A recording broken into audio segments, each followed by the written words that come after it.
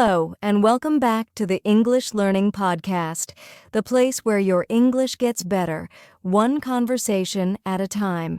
I'm your host, Sarah. And I'm your co-host, Bill.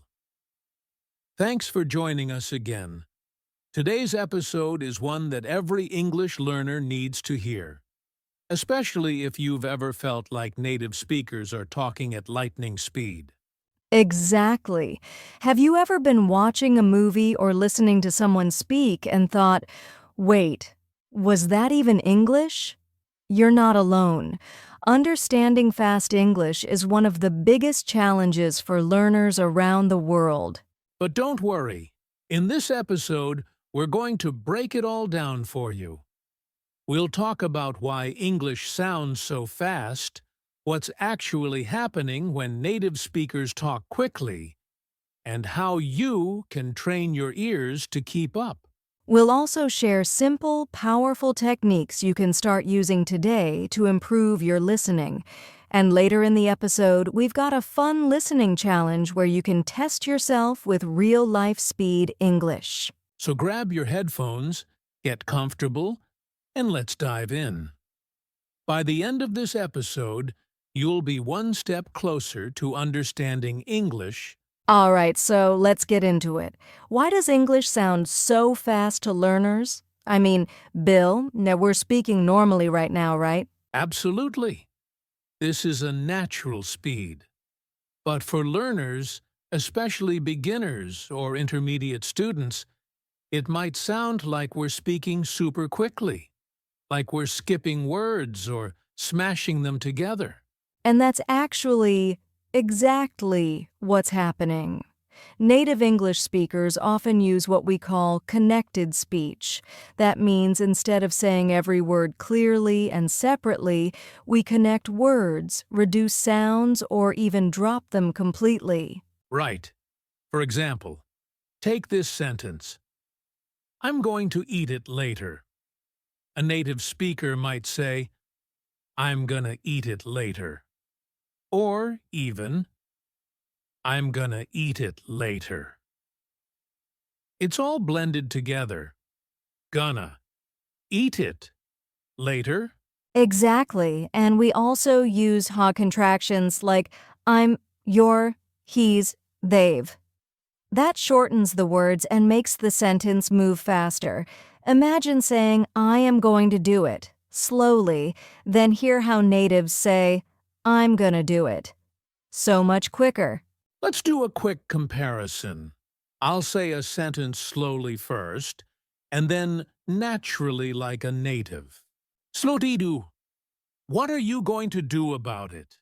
Foof. Fast. What you gonna do about it? Wow. That second version is what we call reduced speech. What are you becomes whatcha. Going to becomes gonna. About it becomes bout it. And for someone who's used to classroom English, it can feel impossible to catch what's being said. Another reason English sounds fast is rhythm and stress timing. English is a stress-timed language, not syllable-timed. That means we stress the important words and almost swallow the rest. Yes. So in a sentence like, I want to go to the store, the words want, go, and store are stressed.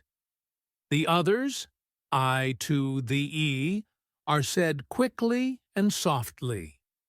If your ear isn't trained, you might miss them completely. So in summary, English sounds fast because of 1. Contractions. Like I'm, don't, will. 2. Reductions.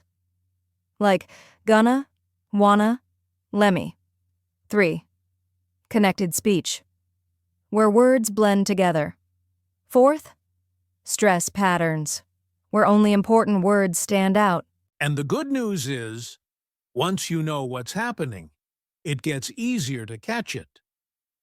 In the next part, we'll talk about common problems learners face and how to fix them. Stay with us, you're doing great.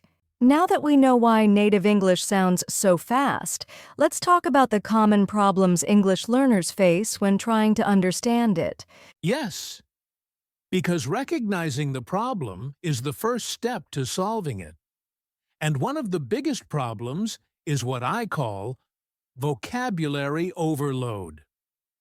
Learners often try to understand every single word, and when they hear one unfamiliar word, their brain stops. Totally. I've heard many students say, I missed one word and then I lost the whole sentence. That's because they're trying to translate everything in real time, and that's just too slow. Exactly. Instead, you need to train your brain to focus on the honrithikri. Canward twi quoit. The words that carry the main meaning. Even if you miss a few little words, you can still understand the message. Another big issue is not recognizing connected speech. When learners study English, they learn each word clearly. Do, you, want. But in real life, people say, do you wanna? If your ears aren't ready for that, it sounds like a completely different language. Yes, and that brings us to the next problem.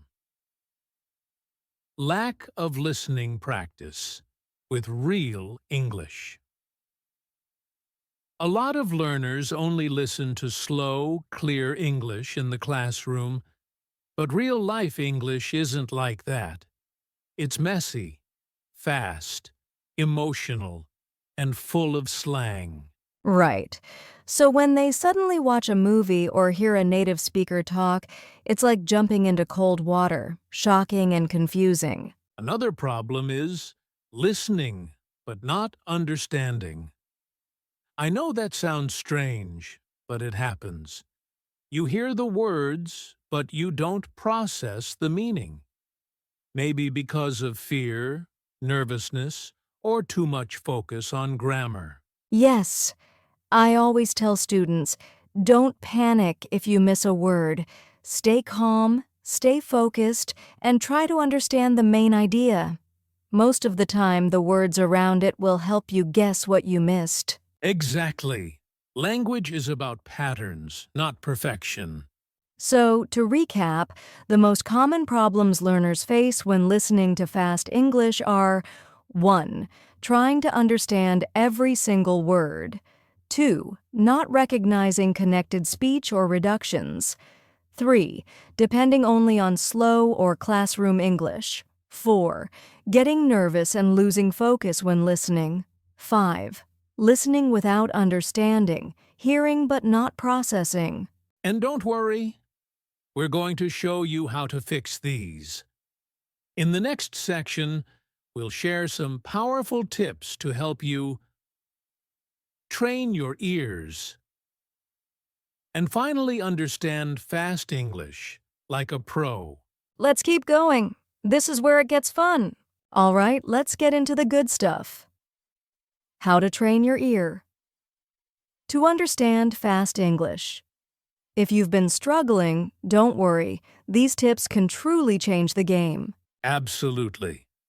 The first and most powerful method is called shadowing. Have you heard of it?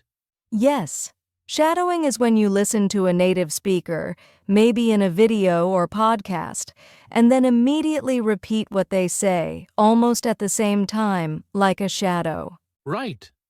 The goal is not just to copy the words, but to copy the feet's sound, rhythm, and speed. You're training your mouth and your ears together. And the cool part? It improves listening and speaking at the same time. Let's do a quick example. Bill, say a sentence at native speed and I'll shadow it. Okay, here we go. I've been trying to figure it out all day. I've been trying to figure it out all day. Perfect. Notice how Sarah copied the tone and flow. That's the goal. Another great tip is watching movies or YouTube videos with subtitles. But in a smart way. First, watch with English subtitles to understand. Then watch again, without them.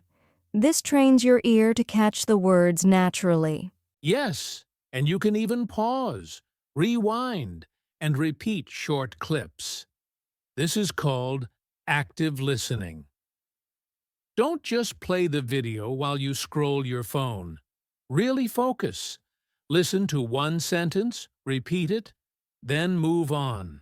You can also use apps or platforms that allow slow playback speed.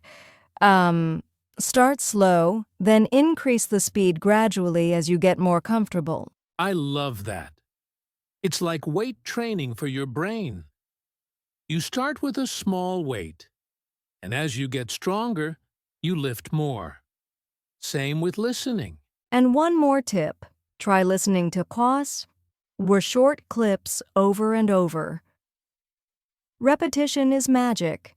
You might not catch something the first time, but by the third or fourth time, your brain adjusts. Let's not forget, don't worry about understanding 100%. Focus on the main idea. If you understand the overall message, that's a big win. So, quick recap of our tips to train your ear. 1. Use shadowing to match native speed and rhythm. 2. Watch videos with and without English subtitles. 3. Practice active listening. Pause, repeat, and focus. Use slow speed playback, then speed it up gradually. 5. Repeat short clips, often to build familiarity. 6. Don't aim for perfection. Aim for understanding the message. Exactly. These tips take time and practice, but they really work. In the next part, we're going to give you some real-life listening practice and break it down together. It's time to test your ears. Stay with us. Okay, listeners, now it's time for some real-life listening practice. This is where you put your ears to the test. Here's what we'll do. First, we'll have a short, fast, natural conversation, just like two native speakers talking. Then, we'll slow it down and explain what we said. So don't worry if you don't catch everything the first time. Just relax, listen, and try to understand the general idea. All right, ready? Here's the fast version. Hey, did you hear what happened at the meeting this morning? Yeah, kinda.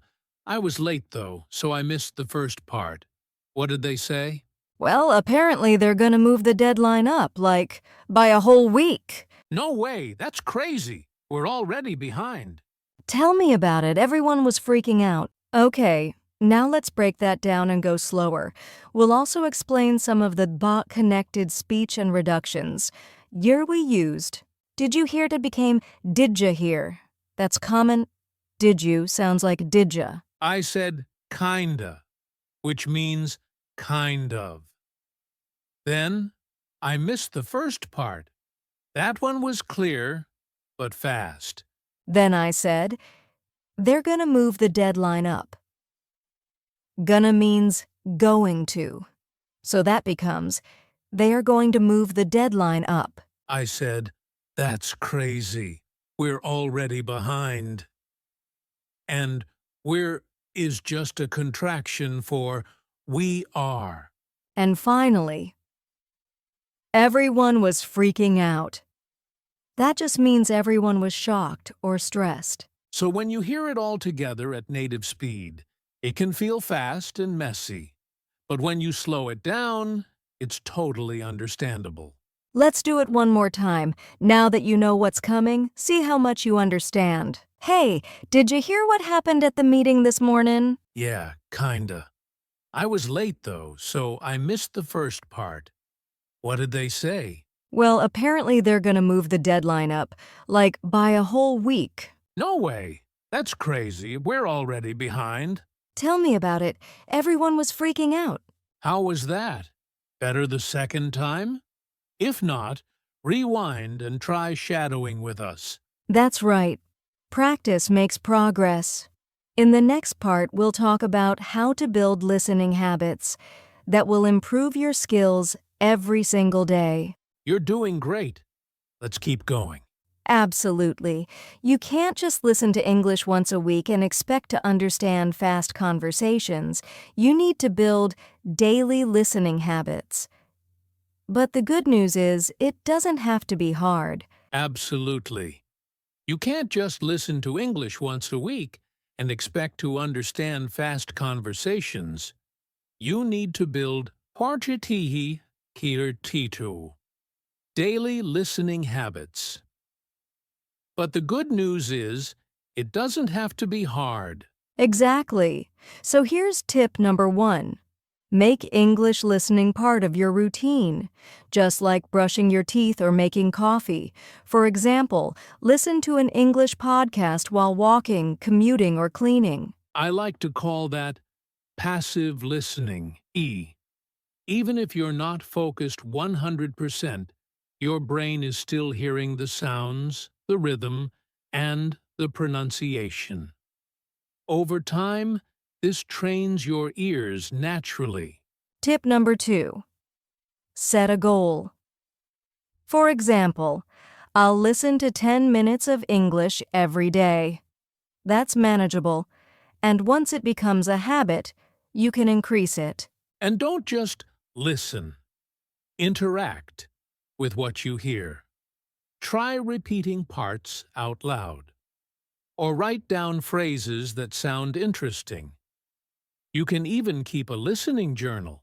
Great idea. Also, use variety and listen to podcasts, songs, movie clips, news, and try different accents too. American, British, Australian, they all help you grow. And finally, remember this. Consistency beats intensity. It's better to listen for 10 minutes every day than 1 hour only once a week. Let's do a quick recap. To build strong listening habits. 1. Add English listening to your daily routine. 2. Use passive and active listening together. 3. Set clear, small goals. 4. Interact with what you hear. Repeat, write, speak. 5. Listen to a variety of accents and content. 6. Be consistent. Even 10 minutes a day makes a difference. Exactly. Listening is a skill, and like any skill, it gets better with time and daily practice. Coming up next, we'll give you some extra tools and resources you can use to improve. All right, listeners, it's time for a quick, interactive challenge. Let's see how good your ears are getting. Here's how it works. I'm going to say a short, fast sentence like a native speaker. Your job is to listen carefully and try to catch the exact words. Then we'll give you a few seconds to think and reveal the answer. Ready? Let's go.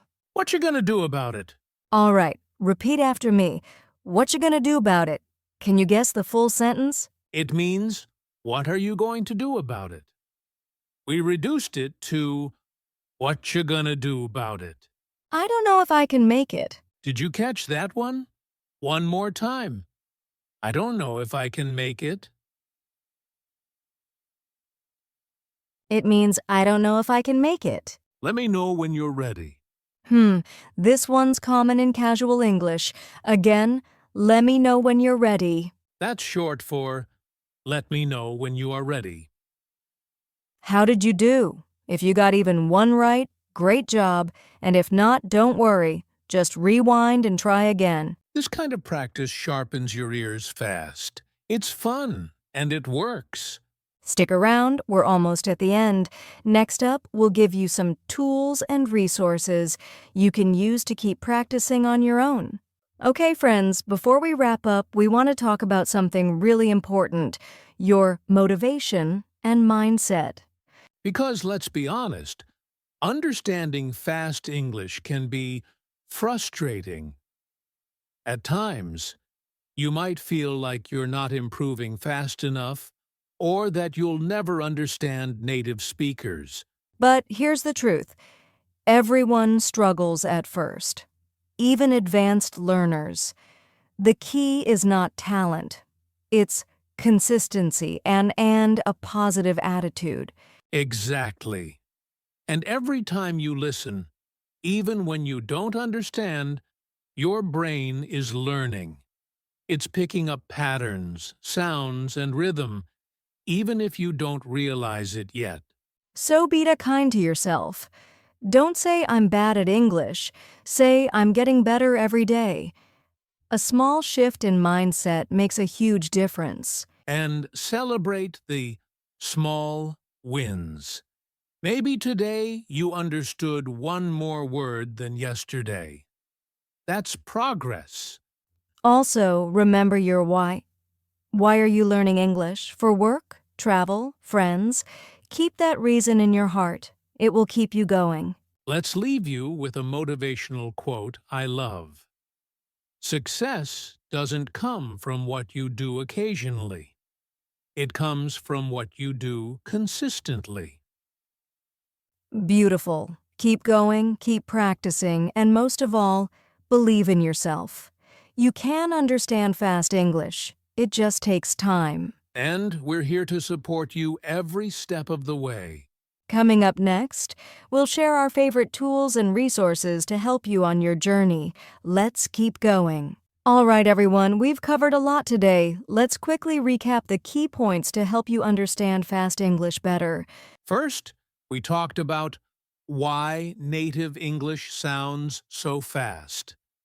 All those connected sounds and reductions. Then, we explored common problems learners face, like trying to understand every word and not recognizing natural speech patterns.